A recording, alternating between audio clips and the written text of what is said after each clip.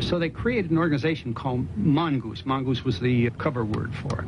Now, the objective of the Mongoose program was to assassinate Castro by any means. We even used mafia hitmen, skilled mechanics, skilled killers. Now, there's no reason to believe that Mongoose ended when somebody decided that, well, we're not going to kill Castro this year, we'll let it go.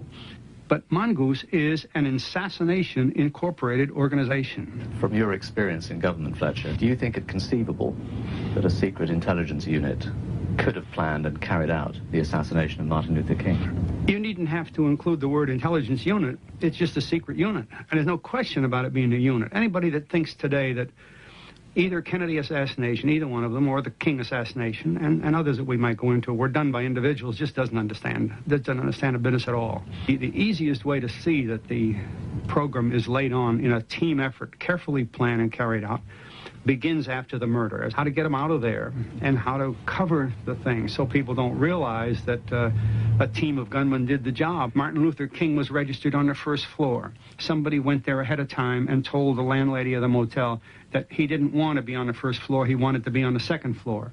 Nobody in King's party had made that contact. You see, that's the advanced planning. Then afterwards, all the things that happened, the chase of Ray halfway around the world and all the other things that came up, are a cover plan which is so complete that even to this day, no one has broken the system completely, and you can't get it into the courts anyway. Links between the police and the FBI were unusually strong in Memphis. Not only was Fire and Police Chief Holloman running the Memphis FBI in the early 60s, but he also worked for 7 years in charge of the office of FBI Director J. Edgar Hoover. The Communist Party of the United States is a fifth column if there ever was one. It is far better organized than were the Nazis in occupied countries prior to their capitulation. They are seeking to weaken America, just as they did in their era of obstruction when they were aligned with the Nazis. Their goal is the overthrow of our government. During the course of our investigation, we revealed the fact that the mission of the FBI was to destroy Dr. King. It certainly was immoral, illegal, and unethical for the Bureau to use its power to try to destroy Dr. King, and particularly to do so by falsifying information. And they did falsify it over and over and over again. And he should know, Arthur Murtagh was FBI agent in Atlanta for 11 years. I was designated as the agent in Atlanta to handle Black Probe. The Black Probe was a program set up to develop informants in black organizations to keep the Bureau advised of the activities of blacks in connection with the civil rights movement. During that period, I spent a lot of my time developing black informants, and these were generally paid informants. During that same period, there was a vendetta against King that gained in momentum as the years went by, and I was in a room with my 7 other agents for the whole period while the wiretap was on. Across the street from their office in downtown Atlanta, the FBI took a 7th-floor apartment for a 24-hour-a-day bugging operation on King's office, house, and hotel bedrooms. This was initiated by Hoover, who was at first convinced that King was under communist influence, then became obsessed with the wiretap revelations of King's sexual promiscuity. The FBI were guilty of bugging and harassing, but were they guilty of something more sinister? It was about between 6 and 7. I remember that it was beginning to get dark, and I was standing at the sign-out desk with another agent, and the news came over the radio that Dr. King had been shot and killed in Memphis.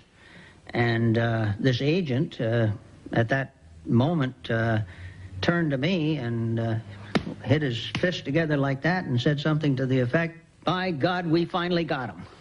Did you say they finally got him or we finally got him? No, he said we finally got him. That was what, it was the we that stuck in my mind. He didn't say they. He said we. I see the Constitution as a framework which is in the process of development, and it's our job as Americans to constantly embellish the Constitution and build it into a type of system, not necessarily just a document, that will result in equal rights, equal opportunity for all Americans. And I take this very, very seriously. I always have. And when I saw the Bureau and saw the way that it was working, saw what they were trying to do to King, I felt that we had within our own country a sort of fifth column trying to destroy the purposes of the Constitution. It is not enough to simply say the FBI did it, or retired FBI agents or former FBI agents killed Dr. King. I mean, that has been a view that 10 years ago was certainly much in vogue, but it's much more complicated than that. So when you run into data that says the FBI did this or the CIA did that, you have to be very careful, or you have to investigate a little further, because what it really is probably is the overlap of the two.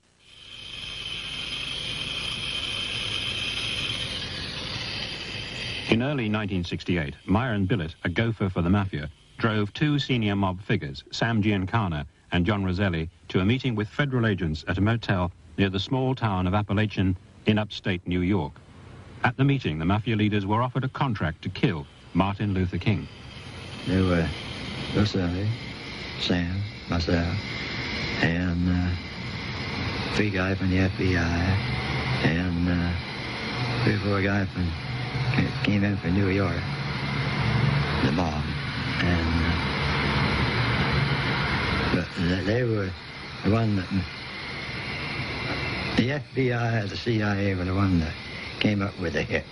They wanted to come up with $1 million. They wanted to pay the mob $1 million to make a hit.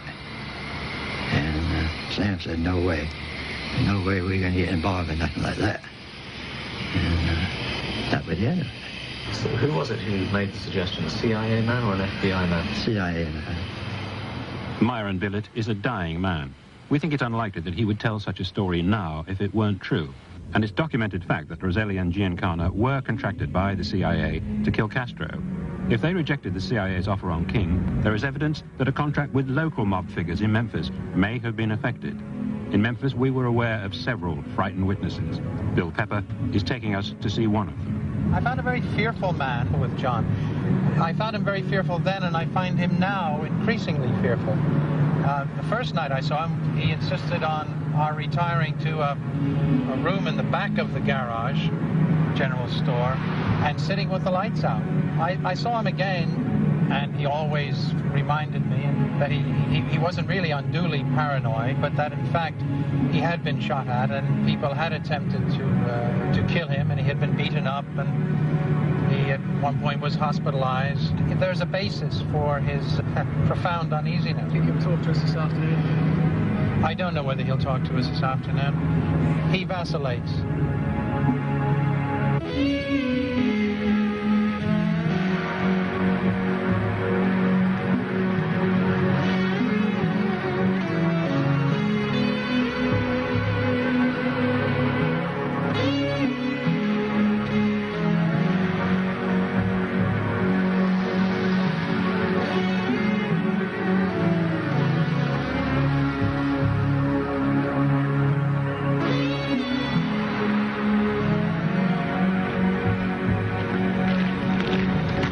Very frightened man. He's just very, very afraid to come on camera and to say anything about this matter. Tell us, Bill, what's his story? On April 4th, 1968, at 5:15 in the afternoon, John McFerrin went to Liberto and Latch Produce Company to do his shopping. It was his last stop of the day before coming back to Somerville. Shortly after he entered the place, he heard the man he originally called the Fat Man, Frank Liberto, on the telephone. Heard Liberto say words to the effect, shoot the son of a bitch when he comes on the balcony. Don't come round here. Don't call me here. Go to New Orleans and pick up your money from my brother. The conversation ended at that point. Fern didn't think too much about that conversation until 6:30 p.m. He heard that Martin Luther King had been assassinated shortly after 6. Then it all made sense to him. He gave a statement to the FBI, and Memphis Police Department, and investigators, and eventually to the House Select Committee on Assassinations. They all disregarded his comments and ignored. I've known John for 10 years. I believe John had a crucial bit of information that was never looked at properly, never followed up, and disregarded. And the only reason it would have been disregarded was because it was inconvenient to the scenario that became, in effect, the official story. But one example is Lloyd Jowers, who owned Jim's Grill. Jim's Grill was the place beyond which, through the back door of which, the Lorraine Motel could be seen, and there was a whole area of bushes. And Lloyd Jowers came to know that we had found 4 witnesses who were providing us independently with enough evidence against him so that he would be indicted if a grand jury ever heard the evidence. So he panicked, and he asked his lawyer to go get him immunity from prosecution, which the lawyer did. Didn't get it. He went to talk to the prosecutor, and he was very chuffed. He said, look, I represent Mr. Lloyd Jowers, and he was involved in a conspiracy to kill Martin Luther King, and he knows a lot of the details of that and who was involved, and a lot of the planning was done right in his own grill, and it was used as a staging area, the grill and the rooming house upstairs. And Lloyd will tell you all this, everything he knows. It's just got to give him immunity. Well, long story short, not only did Lloyd Jowers not get immunity, but he was never even interviewed by the district attorney or any of his staff. They just didn't want to know anything about changing the official story in this case.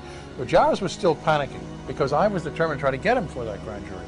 So I asked a colleague of mine, a lawyer, Wayne Chastain, to sit outside the grand jury room and just seek to get in there. And every time the foreman of the grand jury came out, you went in, tell him you had this evidence about the killing of Martin Luther King, you had this evidence of this crime, it was a continuing crime, and you wanted to testify to the grand jury. Just badger and badger and badger, stay there. So Wayne sat there for a couple of weeks, and of course they ignored him totally. And the grand jury was under the control of the District Attorney General's office, and they didn't want to hear it. So Jowers knew we were trying to get into that grand jury. So he then offered to go on a program conducted by a reasonably independent guy named Sam Donaldson called Primetime Live. And he went on that television program, ABC, Primetime Live program, and he told the story of how he was approached by a man called Frank Liberto, who was a produce dealer in Memphis and who was a part of the Marcello organization. Memphis came within Carlos Marcello's domain, which stretched all the way out to Texas and even Southern California. So Liberto came, offered him $100,000, called in a big due bill and said, "Hey, you got to help us with this killing, this murder." And Jowers was given various tasks to do as a part of the team that was going to carry out the killing, and it was a mafia contract killing. So Lloyd knew we had gotten information that could indict him. He pushed it. He told the story in the Donaldson program. Said, "I'll give all the details of this, all the facts, all the evidence if I get immunity." He was still trying for that. Don't you know it? That television program and that event never became newsworthy. Nobody heard about that. Even ABC News the next morning didn't report it, and it was their own program the night before. Usually when King would come to Memphis, well, even if he was at the church or something, we would, maybe I'd have maybe 20 men within that block. He had plenty of security. We knew he was coming. We'd have men at the airport to meet him, and we tried to give him more security that we could give him. If security was always supplied to Dr. King, why was the 7-man police unit attached to him stripped away only 24 hours before the assassination? Under close questioning from the House Assassinations Committee, Memphis Police Director Frank Holloman denied that he had authorized the removal or had known about it at the time. On top of that, it's a matter of public record that 3 12-man police tactical units were pulled back 5 blocks from the vicinity of the Lorraine Motel on the morning of the assassination. Now, on this occasion, the TACCAR units were withdrawn at some point on the day of the 4th of April, weren't they? No, my cars was never withdrawn. About April 4th. No, we still had cars in the area. Wasn't there some suggestion that they were pulled back at the request of one of Dr. King's party, that they were pulled back a number of blocks? No, to my knowledge now, and the only way they'd been pulled back was on my command. Philip Melanson, author of the recent book The Merkin Conspiracy, has made a special study of this issue. I questioned Sam Evans about the withdrawal of the tactical units because this was a very important matter. Evans told me clearly and forcefully that the tactical units were withdrawn at the request of the Reverend Samuel Kiles, a man in King's entourage, and that he, Evans, had received the order, the request from Mr. Kiles, and had acceded to it. And he told me that flatly 2 years ago. Could Melanson's book refresh Sam Evans' memory? No, I didn't pull my men back.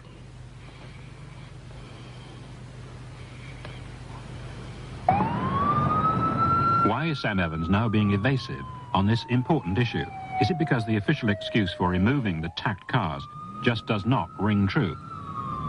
For someone in the SCLC to have instructed, quote-unquote, the Memphis police to move back those tactical units would be laughable in that situation, and it's absurd to think that the Memphis Police Department would have acceded to that request. These tactical units were riot control forces that were there to keep the lid on the Lorraine and monitor King, and if he or anybody in his party had told them to move back, I think they would have increased the surveillance net or begun to look more sharply for trouble. It's unthinkable that they would simply be that accommodating. In Memphis, there is evidence that the Secret Service did influence the activities of the police. Ed Reddit was a detective in a surveillance post at the fire station. Oh, you can see the back, so you can see all of the courtyard of the Lorraine. In fact, the office, the whole bit from there, all the way down to the corner of the building. You can see everything around Lorraine. And Lieutenant Larkin arrived and stated that I was wanted at headquarters. I said, for what? He said, I don't know, just get in the car, let's go. I was told to bring you back.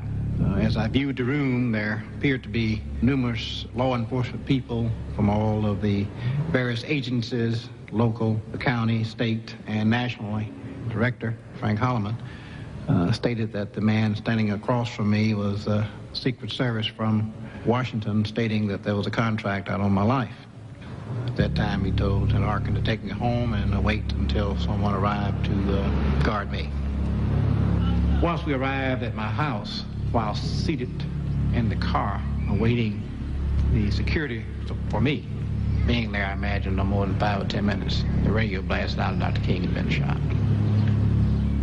From various sources, we've been able to piece together that the information about the assassination attempt on Detective Reddit did indeed come direct to Chief Holloman from a Secret Service man in Washington. This departmental communication reveals that by 4:15 that afternoon, Lieutenant Arkin of the Memphis Police Department had been alerted by a phone call from the FBI that the assassination threat attributed to Reddit was a mistake. So why was Chief Holloman sending Reddit home at 5 p.m., 3/4 of an hour later? He testified to Congress that he was not told of the mistake at that time. Lieutenant Arkin, then head of the Police Intelligence Unit, can have no such excuse. He received the phone call and then personally took Reddit home. The reasons for his actions are unexplained. He refused to be interviewed for this program.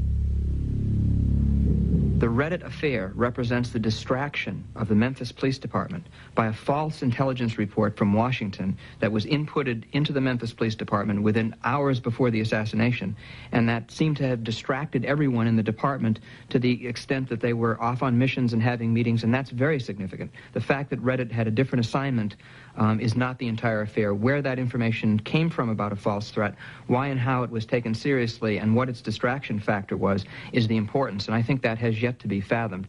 Floyd Newsom, a black fireman at the same station, was also inexplicably moved to another part of town that day. The company that I worked on consisted of 7 men, and the company could not work. It was out of service with less than 5 men. And on this particular day, I was the 5th man. So when they took me off of the company, that left the company with 4. They detailed me to a company that had a sufficient number of men. And the company that I should have been on was short. So they had to detail somebody there to replace me. I asked Deputy Chief Barnett why I was moved, and he said I was moved at the request of the police department. My name is Jerry Williams. I'm a retired Memphis policeman. During the time of Dr. King's assassination, I was working the Homicide Bureau of Memphis Police Department.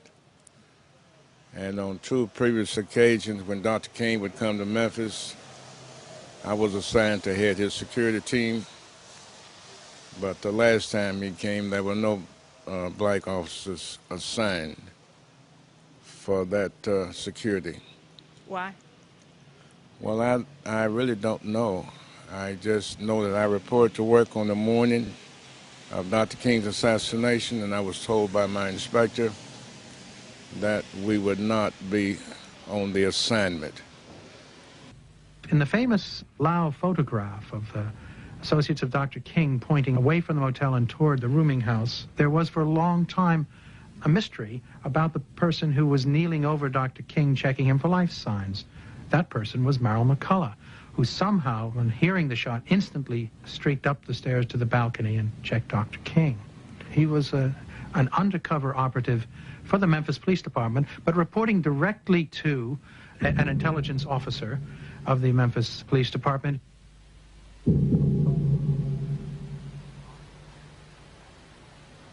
Part of a web of covert action conducted by the security forces in Memphis, Merrill McCullough was just one of the shadowy figures involved.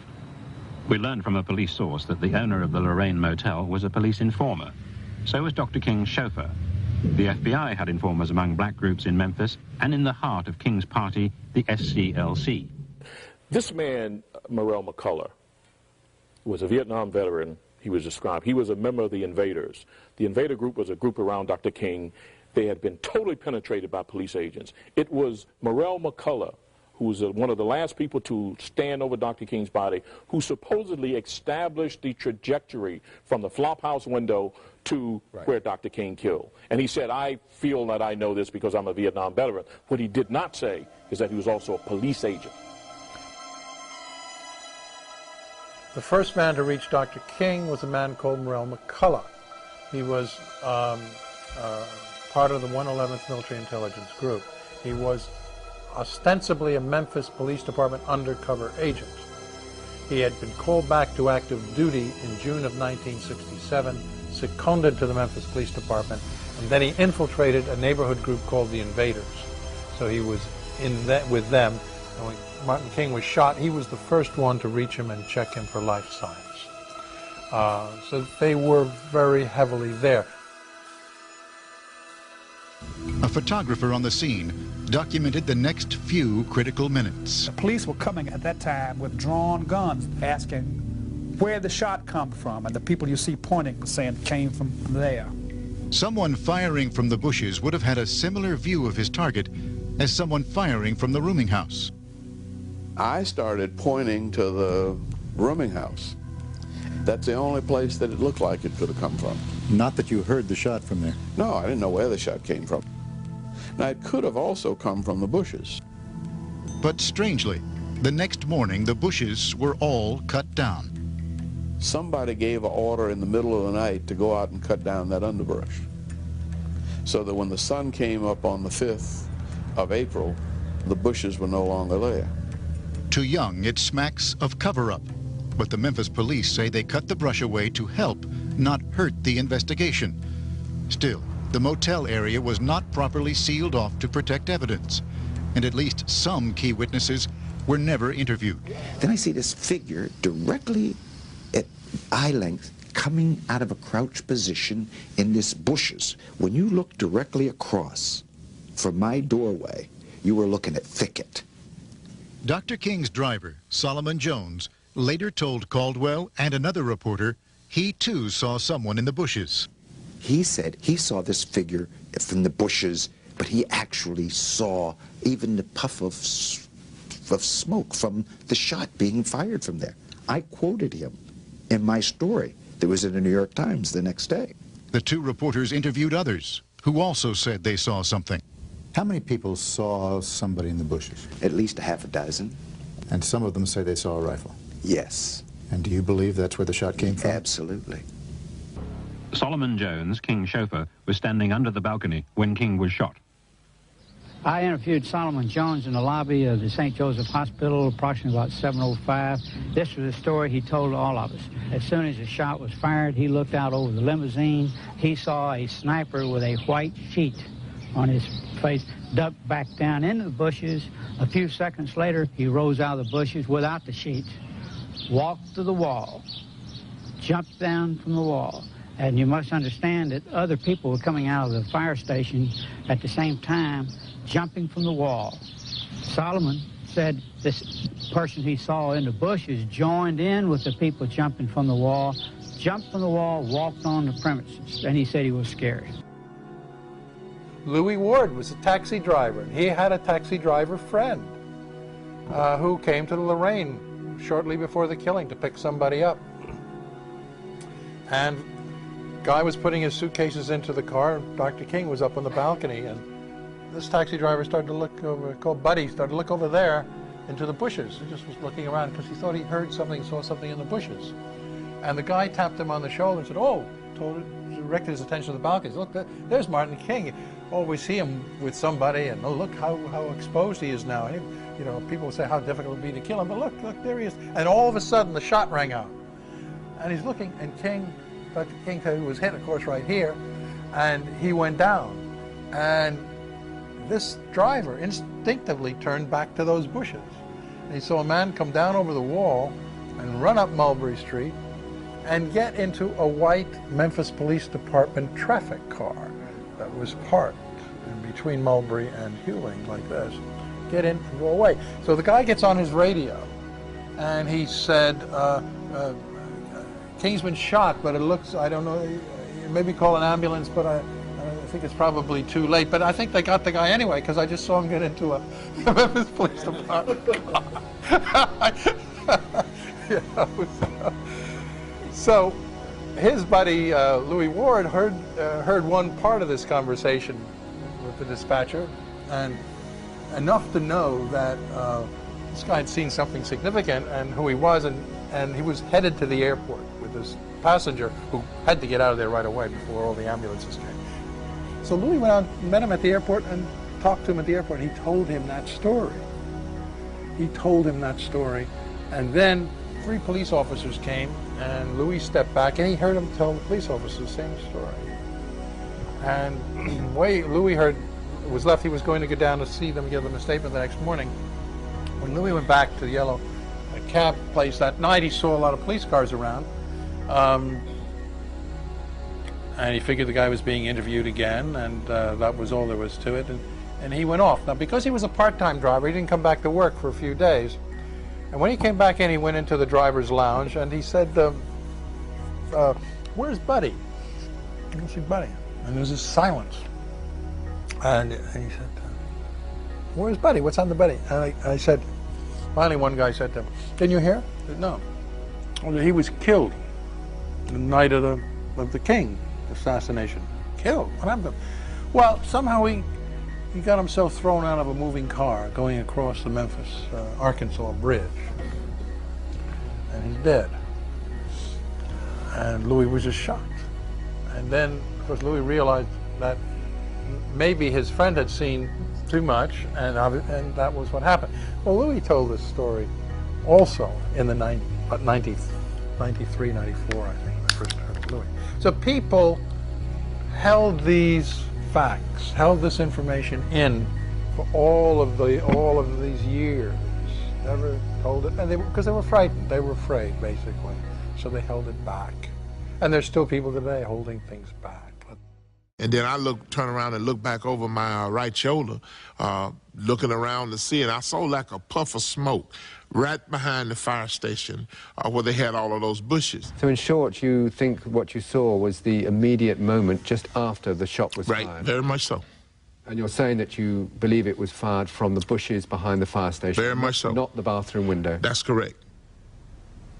To this day, I haven't been talked to by the Justice Department, by the Memphis Police Department, no one about what I saw the day of the assassination. And I think some of the stuff was covered up, to be honest. I don't want to point fingers at people who was there, but why were some people talked to who wasn't within 50 yards of him, and I was like 5, 10 feet away from him and wasn't talked to? But all of the police ran away from that shot instead of going to see who fired the shot. There were 2 sniper teams at least there, and they were prepared to kill. That I have no doubt about whatsoever. One of the lessons we learned from one of the sources was that there was no way that this assassination would go forward unless it had approval all the way up the chain of command. To where? To the commander-in-chief. You mean the president? Yes. But on the roof of the fire station, there were 2 Army photographers. They were psychological operations guys, and they were put up on the roof about 1 o'clock in the afternoon, I guess, well, 1 I guess it was, by Carthel Whedon, who was the captain of the fire station. Now, Carthel Whedon's a mystery man. He doesn't appear in any book anywhere. Name never surfaced. Nobody ever called him. Nobody ever talked to him. He didn't exist. And one day, I don't know quite what it was. I thought the man who used to always talk for the fire station was Ed Lonicky. He was a lieutenant.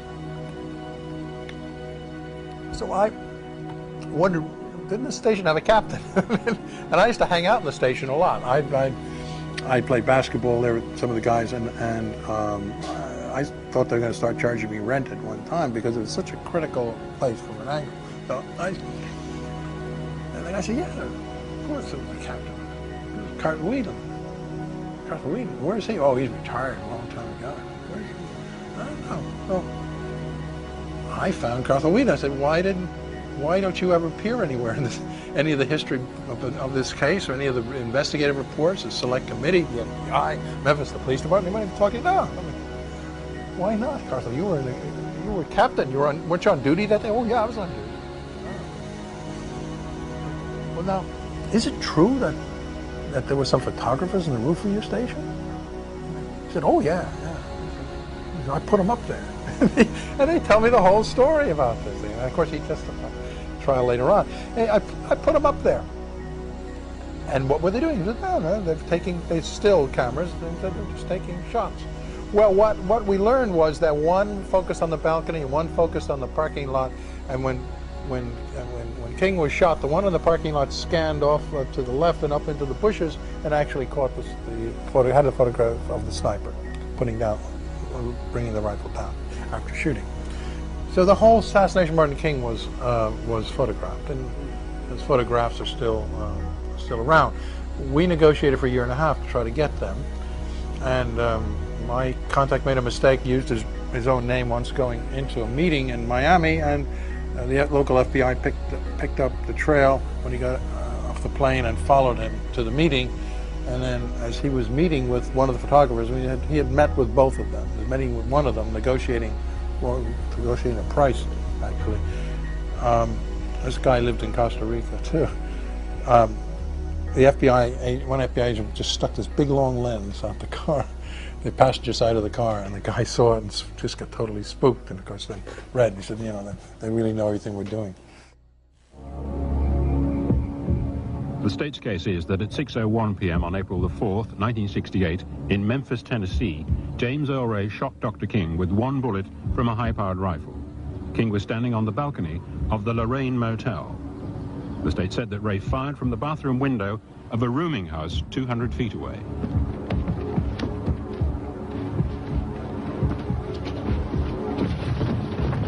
He then fled the scene, dropping a bundle, including the rifle with his prints on it, in a shop doorway.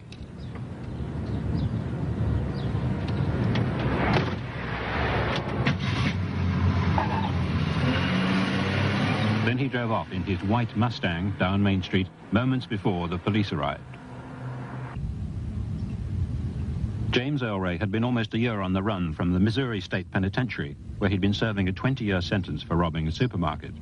Ray claims that in July 1967, he met a mysterious character called Raoul in Montreal. Over the next 8 months, he carried out various assignments for Raoul, taking packages across the Canadian and Mexican borders for money. Raoul gave Ray $2,000 to buy a Mustang car. In late March 1968, Ray says that Raoul instructed him to purchase a rifle and bring it to Memphis as a sample for a gun-running deal. Ray says that at 3 p.m. on April the 4th, he rented a room in a flop house on Main Street, as previously agreed with Raoul. Later, Raoul asked Ray to leave while he met up with gun dealers. So I went down and got the Mustang. I don't know what time it was that time. I guess it was 10 minutes till 6. My recollection may be wrong. I thought it was 3-4 blocks north and 3-4 blocks west, and stopped at the service station and asked them to fix a tire, if they could fix a tire. And this guy was, he said, no, we're too busy this time of day. So then I drove around. I was going to circle right back and park the car same place that I picked it up. When I got back up there, I seen, I think there was a squad car blocked off the street. Now, I don't know if he's right there at the intersection or he's about halfway down, but the street was blocked off, and I seen 2 or 3 people running around down there. So I said, well, I better not go down there. The police running around here. So I turned left, drove down through a predominantly black section. So after a while, I got on a main street. I was going to call this telephone number in New Orleans and find out if they could contact Raoul and see if anything happened there, because I thought maybe being some guns around there, some type of raid or something. Well, anyway, when I was driving out there, they said something about, I had radio and said something about Martin Luther King had been shot. I didn't think too much about that. And then when about 10 minutes later, when I was on the outskirts of Memphis, or maybe I was actually in Mississippi, they said that they were looking for a white man in a white Mustang in connection with the shooting. So I decided then that I better, move on out of there. I drove on and cut off and went to Atlanta. And from Atlanta, I, went on to Canada, caught a bus. For 20 years now, Ray has claimed that he was framed for the assassination of Dr. King by Raoul, who, he believes, was a professional gunman. If the assassin had fired the shot from the bathroom window, he would then have had to get out of the bath, put the rifle in its box, run to his room to pick up the bundle,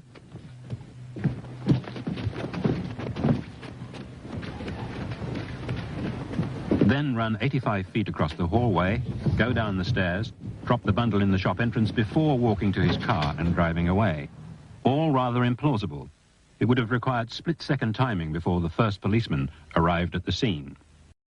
When you find a murder committed, and right outside the place you find a radio that he had in jail with his serial number on it, you find a beer can with his fingerprint on it, you find a gun with his fingerprint on it that was dropped right outside the building, conveniently for everybody to find it. But I think one of the most important things, 2 things. One, there was a tree in the way. And Earl Caldwell, he was a writer for the New York Times at the time. That's right. The New York Times that day is the only paper, and I'm not a fan of the New York Times, I'm a fan of Earl Caldwell, that said that tree had been uprooted that night. Now, had that tree been there, it would have been possible for that shot to have come from that angle. And nobody seems to want to deal with this. We were in the fire station when we heard the shot. One of the first policemen to arrive at the balcony was Sheriff's Deputy Vernon Dollarhite. Officer Maley and I proceeded north on Mulberry to Hewling Street.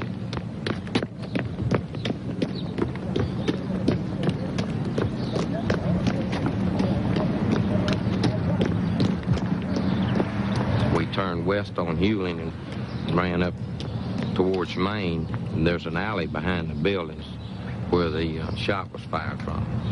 I directed Officer Maley to take up a position there. He was armed with a shotgun and a pistol and guard the alley. I proceeded on up to Main Street. I turned to go south on Main Street, checking those buildings. I proceeded on south, checking all the doors of all the establishments.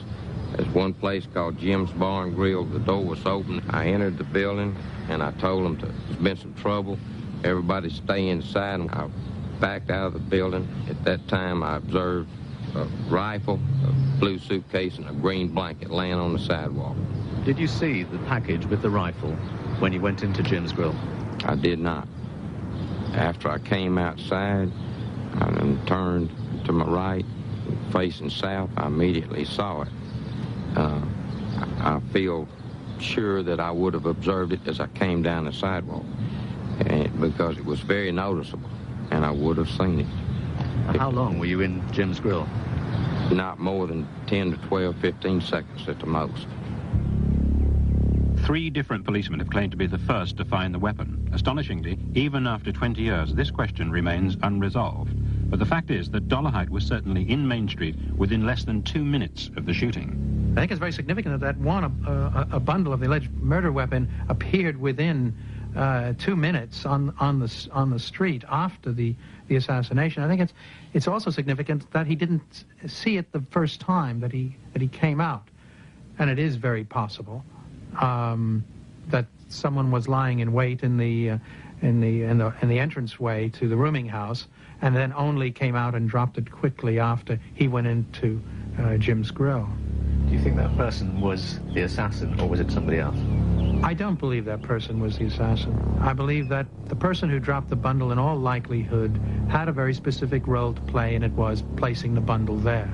I don't believe the assassin was in the rooming house at all, and that this is just a part of disinformation.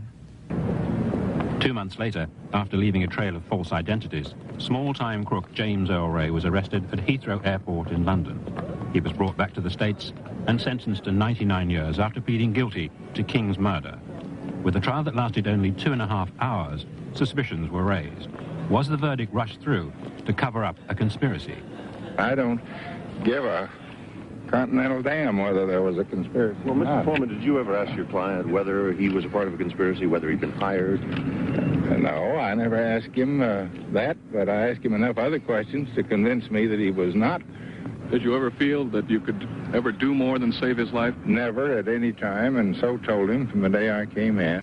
When Foreman came in the case, he was off for a trial, at least he pretended to be, and everything went okay up until sometime in February of 1969. We was going to trial up until then, and one time he came in with a paper, wanted me to sign it, saying that, we'd enter a guilty plea. He gave me a list of reasons why we should enter a plea. He also said the newspapers done convict me by pretrial publicity, and so I told him I didn't think that was the grounds for entering a guilty plea, because I thought we could overcome some of this adverse publicity during the trial. His next gambit was that if I didn't enter a guilty plea, they might put my brother Jerry Ray in prison as a co-conspirator. And he also indicated that if I forced him at trial, he wouldn't put forth his best efforts. Are you actually stating that you never recommended to Mr. Ray that he plead guilty in the case? I have so stated. I state again. I never have recommended to any client. I did tell him the facts as I saw them. I told him I thought he would be convicted. I told him I thought he would be executed. And I had to tell him that because that was the truth. Foreman's assertion that he didn't coerce Ray into a guilty plea is belied by the letter he wrote to him on the eve of the trial. Foreman's fee was coming from a book contract. Ray asked for $500 so that his brother could hire a new lawyer. Foreman agreed, quote, contingent on the plea of guilty going through without any unseemly conduct on your part in court. So Mr. Foreman came to see me, and we discussed it, and I told him that I would, as in every case, where appropriate, accept a guilty plea on the basis of a 99-year sentence. I talked to the governor of Tennessee, the United States Attorney General, the Department of Justice. I did this as a matter of courtesy. They did not ever interfere with the way I conducted the prosecution of the case. It's only recently become apparent that there was a conflict of interest in the court's appointment of Hugh Stanton Sr. to assist Ray's lawyer, Percy Foreman, in Ray's defense. Stanton had also acted as lawyer for the state's chief witness against Ray, Charles Stevens. Did you ever consider that Hugh Stanton was in a conflict of interest because he had also represented Charlie Stevens? Was that ever considered? No, as a matter of fact, I believe you're right that Mr. Stanton did Well, I believe Mr. Stevens finally got somebody else. I don't know, but no, we didn't consider it any. You're telling me something that if that's a fact, I had forgotten it. But whatever it was, nothing came up to bother us about it. The only person the state named who identified Ray as the man who left the rooming house after the shot was Charles Quitman Stevens. Good customer. Bought a lot of beer in my place. Got drunk every day you could afford it. And on the day of the shooting of Martin Luther King, he came downstairs in the afternoon. Come down, I just got to work at 4 o'clock. Come down about 4:10 after I'd arrived at work. He was too drunk for me to sell him beer, then arrest him, so I sold him 2 quarts of beer to go. We tracked down cab driver James McGraw, who got a call to pick up Stevens from the rooming house that day. When I go up there and he was so drunk he couldn't even get out of bed.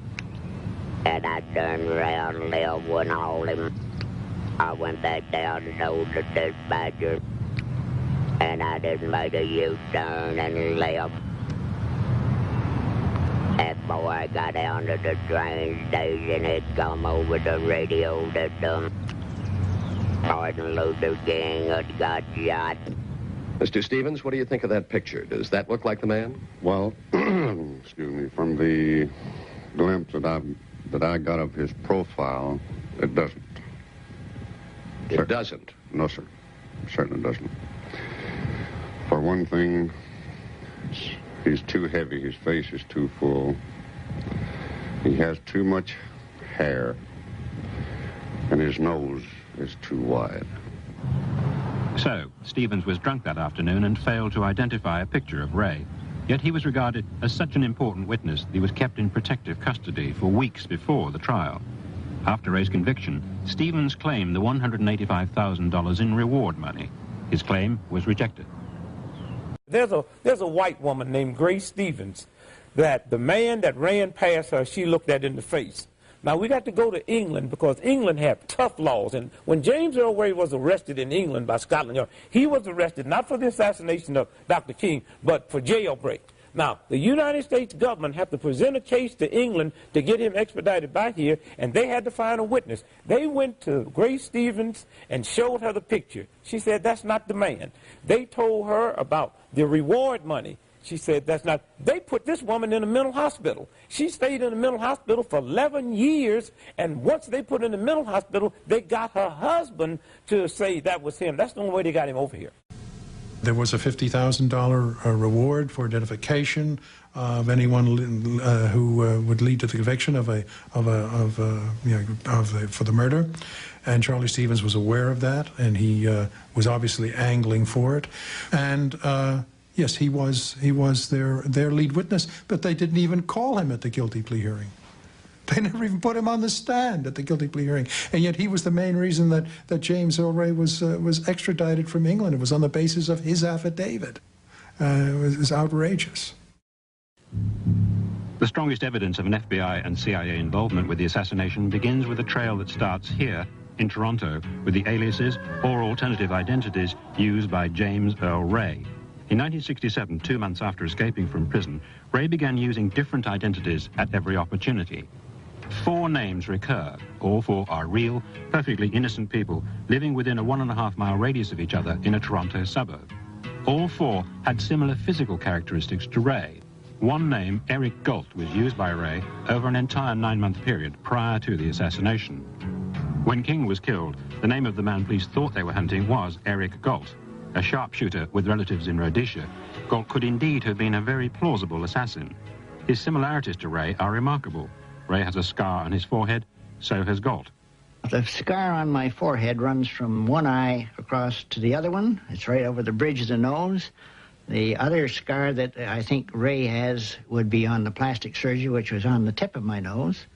1 month before the assassination, using Galt's name, Ray had plastic surgery on his nose. In addition, Ray and Galt both have scars on their right hands.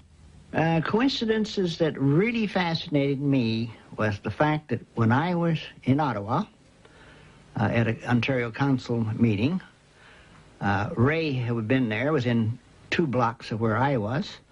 While I was in Montreal on another occasion, Ray was also in an area, was in a couple of blocks of where I had stayed. identification that he would pick up on me would be absolutely remote. I don't think there's any way that he could have gotten my name without some assistance. How did Ray get access to these identities? It's recently come to light that Eric Galt's details were in a top security file because of his work on a then secret defense contract for the Union Carbide Company in Toronto. There are files in every company that we have defense contracts with. Very, very elaborate file, because they want to know who they're dealing with. I myself have had access to Canadian and Australian and British material that those countries considered secret, top secret and all, and in exchange we provided our material. So if you were going to fabricate a record for somebody or use somebody else's record as a cover, that could be done even though it involved 2 countries or 3 countries. The aliases question is crucial because it was unexplained by official investigations, and it's obviously central to this case. James Earl Ray was able to use the names of people who looked like him, who were totally innocent, and in the case of Mr. Galt, who shared uncanny characteristics with Ray, when Ray had no capacity to have gone to Toronto and scouted these names out or gotten them from a file. And to me, that means they were provided to Ray, which means a conspiracy. Yes, there have been some threats in my life. Occasional references, more than occasional, to the fact that do you know who you're dealing with, and do you know the power of these people, and do you know what they can do? You know, as we sit here, at any point in time, if these forces want to kill one, they can do it. There's just no way, and Martin knew that as well. There's no way that you can stop them from killing you. Donald Wilson is a very brave man. He was a young FBI agent, and he stumbled on, just to give the group the story, he stumbled on, didn't stumble on, he was asked to go out and check out this Mustang, which was James's car, that it was found in a parking lot at a housing development in Atlanta. And he opened the door on the passenger, he went out there with another agent, and he opened the door on the passenger side, which he said was slightly ajar, I think. And out of a pocket in the car door fell an envelope. And he panicked. He said, ooh, I think maybe I'm messing up evidence, or he just panicked. He put his foot on it. And then when no one was looking, he reached down, he picked it up, and he put it in his pocket, and he just took it away with him and turned it over. And when he read it, he realized what he had found. And it was, he didn't realize fully what he had found. He didn't realize fully what he found until we checked out the phone number that was on there. We finally checked out the phone number. He found, so there were several pieces of paper, but what most significantly was one with Raoul's name on it. Then there was a telephone number with a J and a telephone number. That telephone number turned out to be a phone number of a club that was run by Jack Ruby in Dallas. And so what he had done in one fell swoop effectively was find a piece of paper that linked apparently critical people in the King assassination with Jack Ruby. Now, I had heard that I stayed away, I've always stayed away from the links with the Kennedy assassination. But when I became aware of that, I went into Dallas and I interviewed separately some of Ruby's people, as Ruby's bar girls and waitresses. And I showed them separately this photograph of Raoul and asked them not to call any of the others that I was going to see. They didn't. And each one of them identified this man, Raoul, as having been with Jack Ruby, seen with him many times in the Carousel and other clubs. And of course, Glenda Graybo always had said she saw Ruby and Raoul together in Houston. And something even more sinister than that in terms of her relationship with Ruby. But she was spot on. Yeah. So what happened with that, in answer to your question, because that was put on the evidence at the trial, the Attorney General's office subjected that former FBI agent to sheer hell, harassed him, threatened him with prosecution, surveilled him, in order to get the originals of those those documents that he found, which they now have. And then they dismissed them, of course, as having any reality. You see, when there's an assassination, you have to have a lone nut, because a lone nut can kill somebody for no reason. If you admit that 3 or 4 people were involved, or that there was, to use an overworked term, conspiracy, then you have to say, well, the conspiracy had a reason. Well, they don't ever want to face that reason. What was the reason why Kennedy was killed? What was the reason why King was killed? By having a lone nut, you don't have to ask that question. I believe that there was a very complex plot that involved organized crime. It involved the military, and which one of them actually pulled the trigger, I don't know. But I think that there were influences in very high places in our government that were responsible for putting all of this plot together. Including the FBI? Oh, especially the FBI. We've got some difficult days ahead, but it really doesn't matter with me now, because I've been to the mountaintop. I don't mind. Like anybody, I would like to live a long life. Longevity has its place. But I'm not concerned about that now. I just want to do God's will. And He's allowed me to go up to the mountain. And I've looked over, and I've seen the promised land. I may not get there with you, but I want you to know tonight that we as a people will get to the promised land.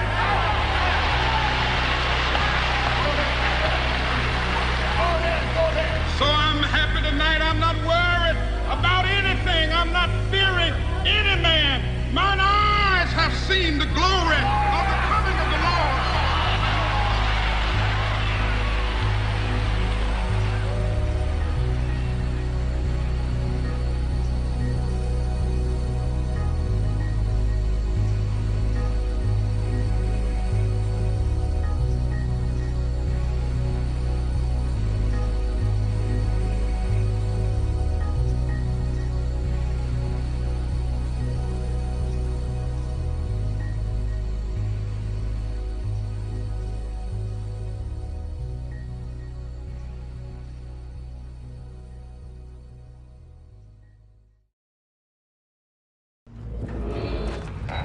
The truth is not what you see, but what remains hidden. Open your eyes.